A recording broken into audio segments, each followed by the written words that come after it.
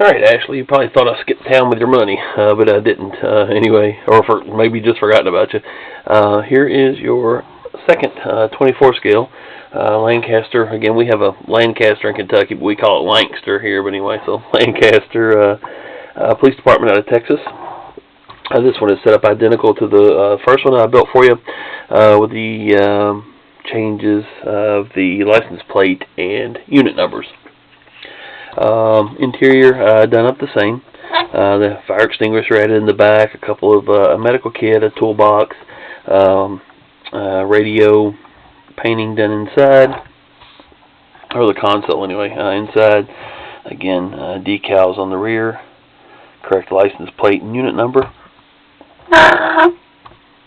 And again, another small kit in the front seat there, the floorboard there, passenger side, and of course, again, you'll see unit numbers correct as well, and front license plates, or front license plate.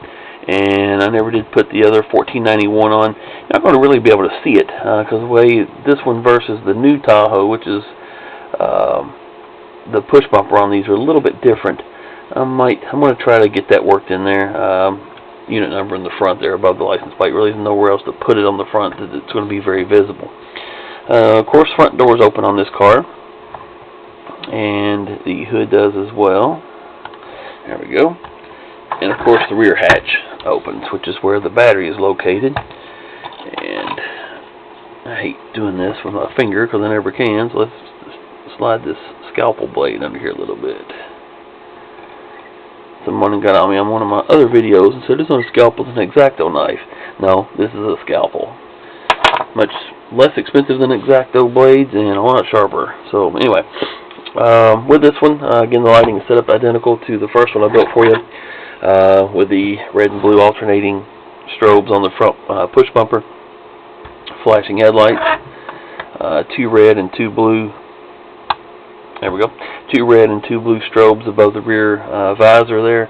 Again, those are wired to a circuit board with a triple flash pattern like the first one, as well as your rear lift gate.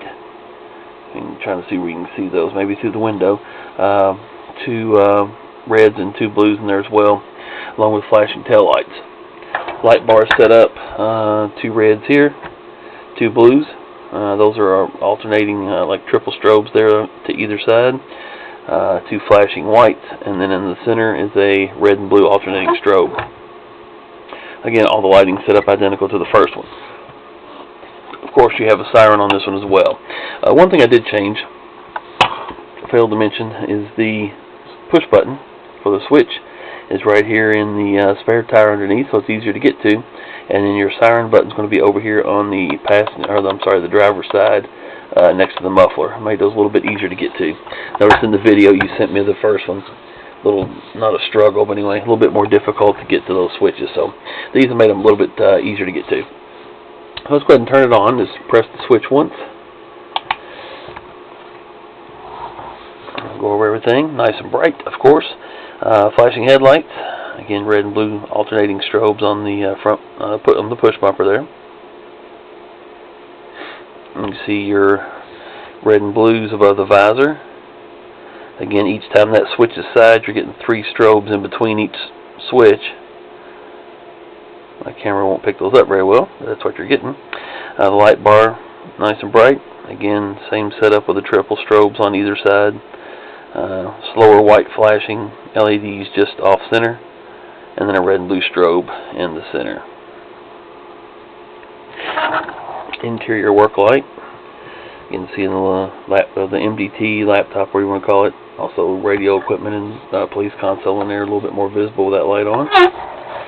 And to the rear, same setup again as the front visor with the red and blue strobes.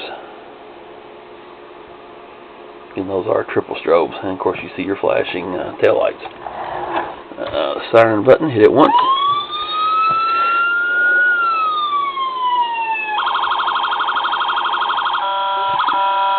Each press after that to change the tone.